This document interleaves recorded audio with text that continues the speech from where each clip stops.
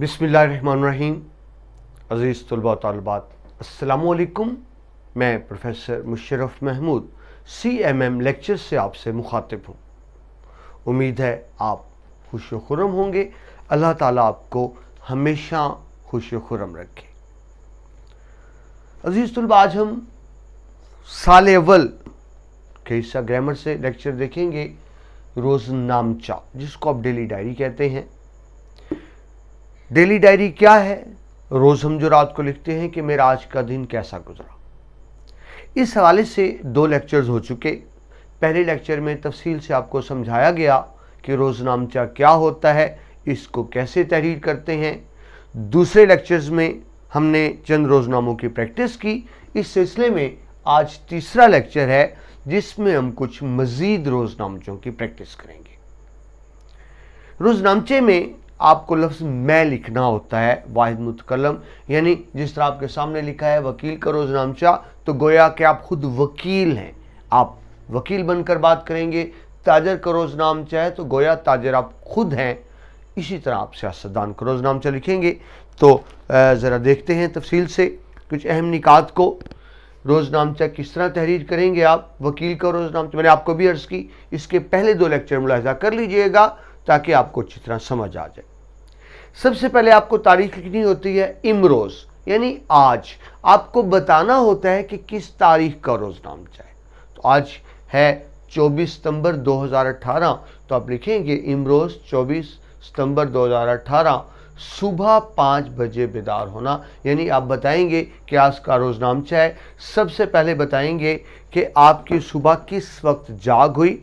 ज़ाहिर है वकील को सुबह जल्दी उठना पड़ता है, तो मैंने इसलिए 5 लिख दिया। 5 बजे बेदार होना डिपेंड करता है। कुछ प्रोफेशन में सुबह जल्दी उठना पड़ता है, कुछ में देर से भी उठ जाए तो कोई हर्ज नहीं। तो ये आपको देखना होगा। पहले आपने तारीख लिखी, फिर सुबह उठने का वक्त लिखा।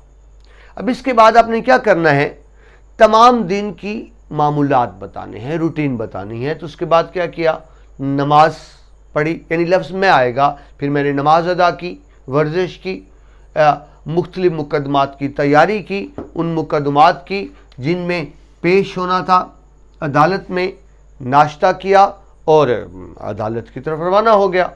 उसके बाद मैं हैसियत वकील जब मैं अदालत में पहुंचा तो वहाँ बाहर लिस्ट लगी होती है मुकदमात की। हर अदालत के बाहर जो मुकदमात की लिस्ट होती है, तो मैंने मुकदमात की फहरिस्त चेक की कि मेरा मुकदमा किस नंबर पर है, ये देखने के लिए कि किस टाइम आवाज़ पड़ेगी। ये ज़हन में रखिए, अदालत एक नहीं होती।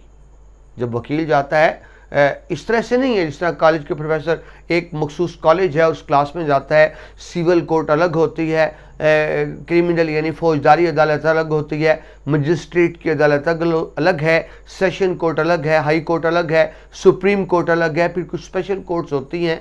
तो उसको मुख्तलिफ अदालतों में जाकर चेक करना पड़ेगा। अब होता क्या है, एक वकील तो एक अदालत में पेश हो सकता है, तो वो क्या करता है, उसके साथ फिर एसोसिएट्स होते हैं, जूनियर्स होते हैं, साथी होते हैं। वो मुकदमात को बांट लेते हैं कि आप इस अदालत में चले जाएं, मैं इस अदालत में जाता हूँ। तो आप इस तरह लिखेंगे कि मैंने मुकदमात की फहरिस्त का जायज़ा लिया और मुकदमात को साथियों में तकसीम कर दिया, ताकि जब अदालत में आवाज़ पड़े तो एक बंदा मौजूद हो। मोक्कलान से मुलाकात, हदायत और मशावरत। मोक्कलान कहते हैं क्लाइंट्स को, जो वकील के क्लाइंट्स होते हैं।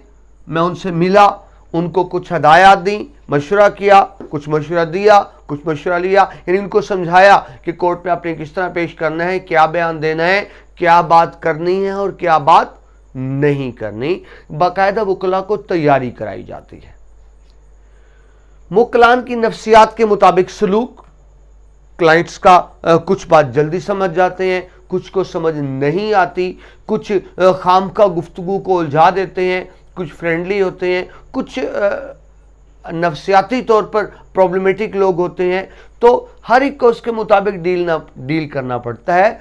सबको एक ही ज़बान, एक ही अंदाज समझ में नहीं आता, यह आपको देखना होगा। अब क्योंकि मैं वकील हूँ तो मुझे जायज़ा लेना है सिस्टम का। मुरवजा यानी जो इन्फोर्स्ड होते हैं, मुरवजा कवानीन, इन्फोर्स्ड लॉस। मुरवजा कवानीन और जज साहबान का रवैया मैं बताऊंगा कि पाकिस्तान में किस तरह के कवानीन हैं और जज साहबान का रवैया क्या है। कुछ जज साहबान बहुत काबिल होते हैं, ज़्यादा वकील को मेहनत नहीं करनी पड़ती, जज साहब खुद भी पढ़ कर आए होते हैं तो वकील को आसानी रहती है। कुछ जज साहबान खुद पढ़कर नहीं आते, सारी मेहनत वकील को करनी पड़ती है। कुछ जज साहबान ऐसे होते हैं पहले से एक जहन बनाए बैठे होते हैं, वहाँ वकील की मुश्किलात बढ़ जाती हैं। इस तरह से कवानीन के हवाले से भी कि देखना पड़ता है, मसलन अगर मियाँ बीवी में झगड़ा हो तो पाकिस्तान में कवानीन औरतों को सपोर्ट करते हैं, यानी एक खातून के वकील कम तैयारी करके भी केस जीत लेगा और जो एक शोहर का वकील होगा वो ज़्यादा तैयारी करके भी उसके जीतने के अमकानात कम होंगे। तो मैं जिक्र करूँगा पाकिस्तान में किस तरह के कवानीन हैं, जज साहबान के रवैये की बात करूँगा। फिर मैं वकील हूँ तो मेरा फ़र्ज़ बनता है मैं बताऊँ इस निज़ाम में ख़राबियाँ क्या क्या हैं, हमारे निज़ाम अदल में इसको ठीक किस तरह किया जा सकता है, निज़ाम अदल की ख़राबियाँ और इस्लाह अहवाल की तजावीज़। मैं वकील हूँ तो मेरा फ़र्ज़ बनता है मैं बताऊँ कि निज़ाम अदालत में क्या क्या ख़राबी हैं। मैं उस्ताद हूँ तो मैं बताऊँ कि निज़ाम तालीम में क्या क्या ख़राबी हैं। मैं ताजिर हूँ तो बताऊँ कि मईशत में क्या क्या ख़राबी हैं और इनको कैसे दूर किया जा सकता है। मसलन निज़ाम अदल में ख़राबियाँ ये हैं कि मुकदमात बहुत इल्तवा का शिकार होते हैं, कई कई साल निकल जाते हैं, कई कई नस्लें गुजर जाती हैं, मुकदमात का फ़ैसला नहीं होता। अभी 2-3 माह पहले सुप्रीम कोर्ट ने एक मुकदमे का फ़ैसला किया जो 100 साल चला, 100 साल बाद फैसला हुआ। फिर इंसाफ मुफ्त भी नहीं है, गरीब आदमी का काम नहीं है, अमीर आदमी का काम है। इंसाफ को फ़ौरन भी होना चाहिए, मुफ्त भी होना चाहिए। इसके लिए ईमानदार जजेस हों, जजों की तादाद ज़्यादा हो ताकि जल्दी जल्दी केसों को सुना जा सके। ये मैं चंद तजावीज़ दूँगा। अदालती औकात के बाद मुकदमात की तैयारी, कोर्ट टाइम ख़त्म हो गया, जो क्लाइंट्स आए हैं उनको समझाना होता है, बताना होता है कि अगली पेशी पे आपने कब आना है, किस तरह आना है, क्या तैयारी करके आनी है, क्या डॉक्यूमेंट्स लेकर आने हैं। तो ऐसा नहीं है कि अदालत का टाइम ख़त्म हुआ तो वकील घर आ गया, मुझे उनके साथ फिर क्लाइंट्स के साथ बात करनी होती है। मैं बहैसियत वकील कौन हूँ? मुआशरे का बाअसर तबका मगर मसरूफ़ ज़िंदगी। यकीनन वकील का प्रोटोकॉल तो है, कहते हैं हमारे मुल्क में तो लोग पुलिस से डरते हैं या वकील से डरते हैं, और जब एक वकील अपना तारुफ कराता है उसको यकीनन एक ऑनर भी मिलती है, एक इज़्ज़त भी मिलती है, बड़ा अफेक्टिव होता है। लेकिन ज़िंदगी मसरूफ़ बहुत है, इतनी मसरूफ़ है कि उसके पास पर्सनल लाइफ के लिए टाइम नहीं है।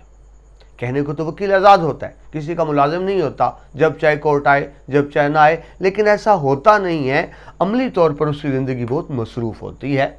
मुआशरे का बसर मगर मसरूफ़ ज़िंदगी है। शाम के दफ्तर में मोकलान को मुकदमा तैयार करना, वकला की इवनिंग ऑफिस से मैं बताऊंगा कि फिर मैं सुबह तो कोर्ट गया, शाम को मैं फिर अपने इवनिंग ऑफिस जाऊंगा, वहाँ जाके क्लाइंट्स को दोबारा मुकदमात की तैयारी कराऊंगा, क्योंकि कोर्ट में आमतौर पर इतना वक्त नहीं होता, मैंने अदालतों में पेश होना है, जाना है, आना है, इतना वक्त नहीं होता कि मुकलान से बैठ के तफसील से बात हो सके। तो उसके लिए मैं फिर शाम के दफ्तर में दोबारा जाऊंगा, जहाँ क्लाइंट्स को बुलाऊंगा। जिसका सुबह केस है वो शाम को मेरे पास एक दिन पहले आएगा, उसे समझाना पड़ेगा। वकील की ज़िंदगी क्या है जी? मसरूफ़ मगर बामकसद ज़िंदगी। वो बहुत मसरूफ़ होता है, लेकिन एक बात है कि उसकी ज़िंदगी का एक मकसद है, लोगों को इंसाफ दिलाना, अदल इंसाफ दिलाना। अगर वो ईमानदारी से काम करे, बेईमानी ना करे, नाजायज़ ज़रा इस्तेमाल ना करे, तो ये नेकी का काम भी होता है। सो मैं मुतमईन हूँ कि मैं एक बड़ी बामकसद ज़िंदगी गुजार रहा हूँ, हसूल इंसाफ में लोगों की मदद कर रहा हूँ। रात गए तक मसरूफियात जारी रहना, वकील की रात गए तक जारी रहती हैं। और फिर मैं लिखूंगा कि रात गए बिस्तर पर गया और बिस्तर पर सोते ही मुझे नींद का गलबा हो गया, पता ही नहीं चला कब नींद आ गई। तो ये देखिए, ये एक वकील की मसरूफियात हो सकती हैं तमाम दिन की। ये सिर्फ पॉइंट्स हैं, आप इनमें अपनी मर्जी का रंग भर सकते हैं, अपनी मर्जी से लिख सकते हैं। आगे देखिए दूसरा, ताजिर का रोज़नामचा। अब क्या है, मैं ताजिर हूँ, छोटा बड़ा जो भी, तो मेरी एक्टिविटी क्या होगी, मेरा दिन कैसे गुजरेगा बहैसियत ताजिर। सबसे पहले तो वही बात, आप लिखेंगे इमरोज़ यानी आज, तारीख डालेंगे, क्या तारीख है, सुबह कितने बजे आंख खुली। अब डिपेंड करता है, आप जानते हैं बड़े शहरों में तो ऐसा ही है कि देर से दुकानें खुलती हैं, तो वो दुकानदार ताजिर सुबह देर से उठते हैं। लेकिन हर जगह ऐसा नहीं है। बाज़ जगहों पर सुबह जल्दी भी दुकानें खुलती हैं, उसी हिसाब से हम लिखेंगे सुबह किस टाइम जाग हुई। फिर अब मैं, क्योंकि मैं बन के लिख रहा हूँ, तो मैं बताऊँगा सुबह उठा, मैंने नमाज़ पढ़ी, वर्जिश की और अखबार का मुतालिया किया, ख़ास तौर पर तिजारती खबरों का, क्योंकि मैं ताजिर हूँ। मैंने देखा हिस्से का उतार चढ़ाव देखा, कीमतों का उतार चढ़ाव देखा, मार्केट को देखा, स्टॉक एक्सचेंज को देखा, क्योंकि मेरा ये शोबा था। नाश्ता किया और कारोबार पर मैं रवाना हो गया। अब डिपेंड करते हैं, मुमकिन है मेरी छोटी सी दुकान हो, मुमकिन है मैं दफ्तर से कारोबार चलाता हूँ, मुमकिन मेरी फैक्ट्री हो। अब जो भी मुनासिब समझेंगे, पहुँचने की कोशिश, मेरी कोशिश होगी कि मैं जल्द काम पर पहुँचूँ। बेहतर होता है जल्दी पहुँचना। जब मैं अपने दफ्तर या दुकान पर पहुँचा तो सबसे पहले मैंने रजिस्टरों का जायज़ा लिया। रजिस्टर होते हैं जिसमें सेल परचेज दर्ज होती है, क्या चीज़ बिकी, कितने की बिकी, कितना मुनाफा हुआ, कितना नुकसान हुआ। स्टॉक के रजिस्टर होते हैं, कौन सी चीज़ मौजूद है, कौन सी ख़त्म होने वाली है, कौन सी लेन देन करना है, पैसों का लेन देन, इन रजिस्टरों को चेक किया। मुलाजमीन को कुछ हदायत दी, ज़रूरी हदायत सफाई के हवाले से हो सकती हैं, डीलिंग के हवाले हो सकती हैं कि गाहक के साथ आपने किस तरह बर्ताव करना है, अच्छा बर्ताव करना है, उसकी ताज़ीम करनी है, उसकी नफ्सियात को समझना है ताकि क्लाइंटेज बढ़े। मार्केट के उतार चढ़ाव और तलब व रसद पर नज़र, तो मैं क्योंकि ताजर हूँ, मैं देखूँगा कि जिस चीज़ का रेट बढ़ रहा है आने वाले वक्त में वो चीज़ परचेज़ कर लूँगा ताकि मुझे मुनाफा हो, और जिस चीज़ का इम्कान है रेट कम होने का उसको फ़ौरन सस्ते दामों सेल लगाकर बेच दूंगा ताकि मेरा नुकसान कम हो। तलब रसद क्या होता है जी? Demand and supply. तलब डिमांड, रसद सप्लाई। मैं देखूंगा डिमांड एंड सप्लाई की सूरत हाल क्या है, मेरी दुकान पर कौन सी चीज़ ज़्यादा है, कौन सी कम है, किसको लेने की ज़रूरत है, किसको फ़ौरन सेल करने की ज़रूरत है, किसको थोड़ा रोकने की ज़रूरत है। जब तक मैं इन चीज़ों पर नज़र नहीं रखूँगा मैं अच्छा ताजिर हो नहीं सकता। ग्राहकों की नफ्सियात के मुताबिक बर्ताव, हर एक की अपनी नफ्सियात होती है, और अगर ग्राहक ख़वातीन हो तो सुभान अल्लाह, आप जानते हैं ख़वातीन की नफ्सियात क्या होती है। मैचिंग बहुत बड़ा मसला होता है। अगर मेरी कपड़े की दुकान है, फैक्ट्री है, तो बेचारे दुकानदार मर जाते हैं थान दिखा दिखा के, कपड़ा भी पसंद आ गया, कलर नहीं मैच हो रहा, मैचिंग नहीं बन रही। फिर कुछ लोग होते हैं जो क्वालिटी को देखते हैं कि क्वालिटी अच्छी होनी चाहिए। कुछ ग्राहक होते हैं वो कहते हैं क्वालिटी अच्छी ना हो, चीज़ खूबसूरत हो, दीदा जेब हो, दिखने में अच्छी लगे, बेशक ज़्यादा ना चले। कुछ कहते हैं चीज़ सिंपल हो लेकिन मजबूत हो। तो हर ग्राहक की अपनी अपनी नफ्सियात होती हैं। दुकानदार को देखना होता है, उसकी नफ्सियात के मुताबिक बर्ताव करना होता है। तो मैं बहैसियत दुकानदार देखूंगा कि ग्राहक की क्या नफ्सियात है, उसके मुताबिक उसके साथ चलूंगा। आगे देखिए जी, रोज़ अफजू महंगाई से कारोबारी मुश्किलात। चीज़ें बढ़ रही हैं, पेट्रोल का रेट बढ़ता है, चीज़ का रेट बढ़ जाता है, टैक्स बढ़ता है, हर चीज़ बढ़ जाती है, जिससे ताजर भी परेशान है, ग्राहक भी परेशान है। जाहिर है जब महंगाई होगी तो ग्राहक की यानी कस्टमर की कुव्वत खरीद कम हो जाएगी, वो चीज़ कम खरीदेगा। दुकानदार की चीज़ कम बिकेगी तो दुकानदार को भी नुकसान है। दुकानदार तो यही चाहेगा कि चीज़ें सस्ती हों ताकि एक कशिश हो, अट्रैक्शन हो ग्राहक को और उसका माल ज़्यादा बिके। लेकिन वक्त के साथ साथ महंगाई बढ़ती जा रही है, जिसने कारोबारी तबके की मुश्किलात में भी बहुत इजाफा कर दिया है। हलाल तरीके से जायज़ मुनाफा कमाना निहायत मुश्किल, दो नंबरी बहुत ज़्यादा है। जो गलत तरीका इख्तियार करते हैं, मिलावट करते हैं, झूठ बोलते हैं, गलत बयानी करते हैं, बज़ाहिर उनकी तिजारत कामयाब हो जाती है, लेकिन क्या है आप जानते हैं हदीस पाक कि झूठ बोलने से माल बिक तो जाता है मगर उसमें बरकत नहीं होती उस रकम में। मैं अगर चाहता हूँ कि जायज़ तरीके से चीज़ बेचूँ और मुनाफा कमाऊँ तो नामुमकिन तो नहीं है लेकिन बहुत मुश्किल ज़रूर है। आमतौर पर धोखाधड़ी से, गलत तरीके से माल बेचा जाता है, झूठ बेच कर तो ईमानदार आदमी के लिए वाकई बहुत मुश्किल है। लेकिन एक बात देखें, ईमानदार आदमी की मुश्किल तो ज़रूर है, रिस्क कम आएगा मगर उसमें बरकत होगी। बेईमानी से ज़्यादा रिस्क भी कमा लिया जाए उसमें बरकत नहीं होगी। तो क्योंकि इसमें लफ्ज़ मैं आएगा तो मैं कहूँगा मैं बहुत कोशिश करता हूँ कि जायज़ तरीके से मुनाफा कमाऊँ, सच बोल के मुनाफा कमाऊँ, बेशक थोड़ा मुनाफा कमाऊं ताकि मैं एक खुशी से, फ़ख्र से कह सकूं कि मैं अपने बच्चों को इसके हलाल खिलाता हूं, उनकी तरबियत रिज़्क़ हलाल से हुई है। मईशत की बेहतरी के लिए तजावीज़, मैं ताजर हूं तो मैं बताऊं कि हम अपनी मईशत को, अपनी तिजारत को बेहतर किस तरह कर सकते हैं। उसके लिए मेरी तजावीज़ ये होगी कि अगर हुकूमत टैक्सों पे नज़रसानी करे, टैक्स कम करे, एक्सपोर्ट्स के हवाले से मैं बात करूंगा, लोड शेडिंग कम हो, यानी मैं जो चीज़ बना रहा हूं प्रोडक्टिव कॉस्ट कम होगी तो चीज़ सस्ती तैयार होगी, उसमें मुनाफा ज़्यादा होगा। तो ये मैं अपनी तरफ से इस तरह की चंद तजावीज़ दे सकता हूँ जिससे मईशत को बेहतर बनाया जा सकता है। फिर मैं क्योंकि कारोबारी बंदा हूँ तो मैं बताऊँगा कि मैं ज़ाती कारोबार के फ़रोग़ के लिए मनसूबाबंदी कर रहा हूँ। अच्छा ताजर कौन होता है? जो प्लानिंग करते हैं। आज मैं यहाँ हूँ, मैं 2 साल बाद कहाँ आऊँगा, मैं 5 साल बाद कहाँ आऊँगा, मैं 10 साल बाद कहाँ आऊँगा।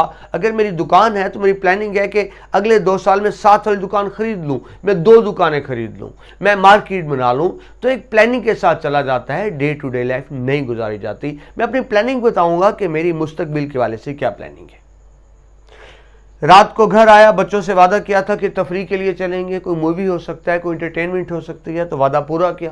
थका हुआ था लेकिन बच्चों के लिए पूरा किया, तफरीह की, खाना भी बाहर खाया। घर वापस आए तो बच्चों से गपशप किया है। मेरी कोशिश है बच्चों को कारोबार में एडजस्ट करने की कोशिश, कि मेरा कारोबार है, सेटल है, मैं चाहता हूँ मेरे बेटे या कम से कम एक बेटा उसमें सेट हो जाए, उसको बना बनाया रोज़ी काटा मिल जाए, बजाय इसके कि बाद में कारोबार में समझ ना सके, उस साथ साथ कारोबार को समझता रहे, ताकि मेरे बूढ़े होने पे जब मैं कारोबार से अलग हूँ तो मेरे बच्चे को या बच्चों को कारोबार की सोच समझ हो, वो बेहतर तरीके से कारोबार को बढ़ा सके। ऐसा कब होगा? जब मैं बच्चों की साथ साथ तरबियत करूँगा। आखिर में क्या जी, रात गए तक टीवी देखता रहा और देर से नींद आई। ठीक है जी, ये हो गया। ताजर का रोजनामचा आपके लिए सिर्फ पॉइंट्स हैं। आपको एक समझाने का मकसद है कि रोजनामचा इस तरह से लिखा जाता है। रोजनामचा कितना होता है? 1.5 से 2 सफ़े का होता है। वैसे तो रोजनामचा 1 सफ़े को कहते हैं, लेकिन क्योंकि 10 नंबर का सवाल है तो बेहतर है आप 1.5-2 सफ़े लिखेंगे, जिसमें पूरे दिन की मामूलात का जिक्र करेंगे। आगे बढ़ते हैं जी। आखिरी रोजनामचा सियासतदान का रोजनामचा, पॉलिटिशियन। बदकिस्मती से हमारे यहाँ जब हम बच्चों से पूछते हैं कि आपके नज़दीक सियासतदान कौन है, तो वो बड़ी मनफी तस्वीर पेश करते हैं, नेगेटिव इमेज है। होना नहीं चाहिए, लेकिन बदकिस्मती से अच्छी मिसालें हमारे सामने कम हैं अच्छे सियासतदानों की, जो वाक़ईतन सियासत मुल्क की खिदमत के लिए करते हों। ज़्यादातर सियासतदान अपनी ज़ात की खिदमत के लिए करते हैं। बहरहाल देखिए जी, सियासतदान का रोजनामचा क्या होगा, बिल्कुल इस तरह प्रोवर्स लिखेंगे। अब सियासतदान की नौकरी नहीं, उसकी कोई मजबूरी नहीं कि बहुत सुबह उठे।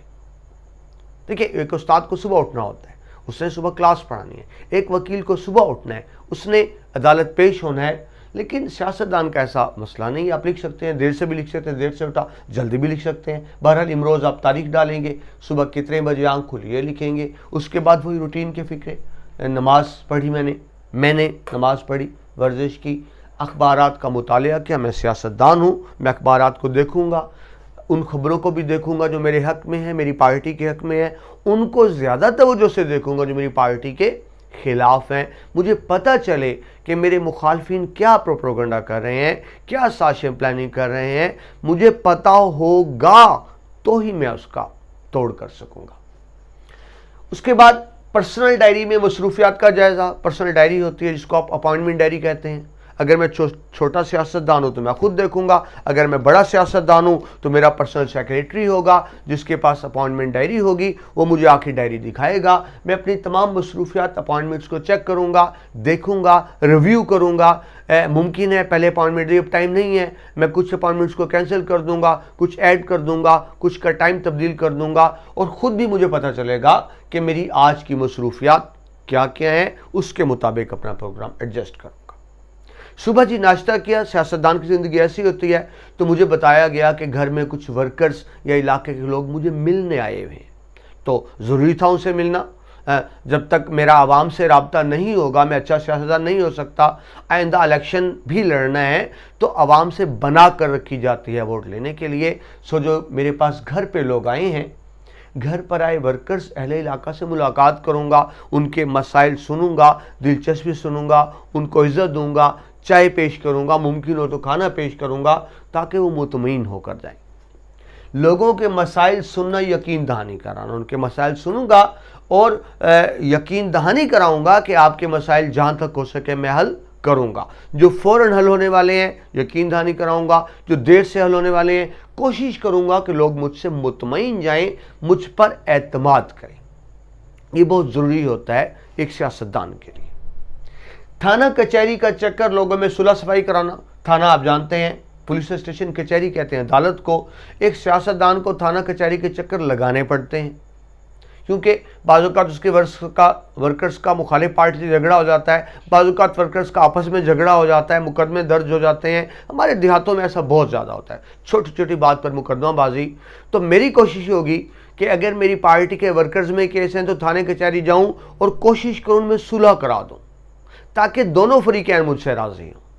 और अगर एक फरीक मेरी पार्टी है, दूसरा फरीक मुखालिफ पार्टी है, तो भी उनमें सुलह सफाई की कोशिश करूं, ताकि एक मेरी वेटेज भी बने और इलाके में अमन व अमान भी कायम रहे। ये मेरी जिम्मेदारी भी है कि इलाके में अमन सुकून की फ़िज़ा हो। उसके लिए घरों में जाना पड़ता है, सुलह सफाई करनी पड़ती है, पंचायतें करनी पड़ती हैं, थाने कचहरियों के चक्कर लगाने पड़ते हैं। आगे देखिए जी, मैं सियासतदान हूं तो पार्टी मीटिंग हो सकती है जो मुझे अटेंड करनी है, पार्टी का जलसा हो सकता है, जुलूस हो सकता है, कोई सेमिनार हो सकता है, कोई कॉर्नर मीटिंग हो सकती है, मैं उसमें शामिल हुआ। लफ्ज़ मैं बार बार उस करूँ, आप मैं लिखेंगे, मैं उनमें शामिल हुआ। फिर मैं क्योंकि अवाम का नुमाइंदा हूँ, मैं दावा करता हूँ कि अवामी मसाइल को हल करूँगा, तो अवामी राब्तों के लिए मुख्तलिफ इलाकों का दौरा किया मैंने। मुख्तलिफ इलाकों में जाऊंगा, लोगों से मिलूंगा, उनके मसाइल सुनूंगा, खुद भी मसाइल का जायज़ा लूँगा, ताकि अवाम को एहसास रहे कि मैं उनका नुमाइंदा हूँ, मैं उनमें से हूँ, मैं उनसे कटा हुआ नहीं हूँ, मुझे उनमें दिलचस्पी है। इस तरह से अवाम का मुझ पर एतमाद बढ़ेगा, मैं एक अच्छा सियासतदान बन सकूँगा और इस तरह से मैं लोगों की खिदमत कर सकूँगा और इसी तरीके से वोट भी ले सकूँगा। जी, मैं अब सियासतदान हूं तो मैं बताऊंगा मुल्क के अज़ीम में सियासत के पेचीदा मसाइल हैं। हमारे यहाँ सियासत करना आसान नहीं है। लोग अपने लीडरों से, सियासतदानों से बहुत तवक्कुआत वाबस्ता कर लेते हैं, ऐसी तवक्कुआत भी जो पूरी ना हो सकती हों। लेकिन अगर मैं यकसर इनकार करूंगा, मेरा वोटर मेरे खिलाफ हो जाएगा। मैं इनकार भी नहीं कर सकता मगर उसकी बात पूरी भी नहीं कर सकता, तो बड़ी कॉम्प्लिकेशंस हैं हमारे यहाँ सियासत में। आपको एक मिसाल दूँ, कौमी असम्बली और सूबाई असम्बली में जो MNAs MPs बैठे होते हैं, उनका बुनियादी काम होता है कानून साजी करना। लेकिन हमारे यहाँ क्या होता है, लोग समझते हैं MNA का काम है ये गलियों में नालियाँ बनवाना, गटरों पे ढक्कन रखवाना और खंभों पे तारें लगवाना और बल्ब लगवाना। हालांकि उनका काम नहीं होता, मगर वतन अजीज़ में ऐसा ही है, बहुत मुश्किल है यहाँ सियासत करना। जी, अब क्योंकि मैं अवामी नुमाइंदा हूँ, ज़िंदगी अवाम के लिए है, तो मेरे पास अपनी ज़ात के लिए, अपने घर के लिए, अपने बीवी बच्चों के लिए वक्त नहीं है।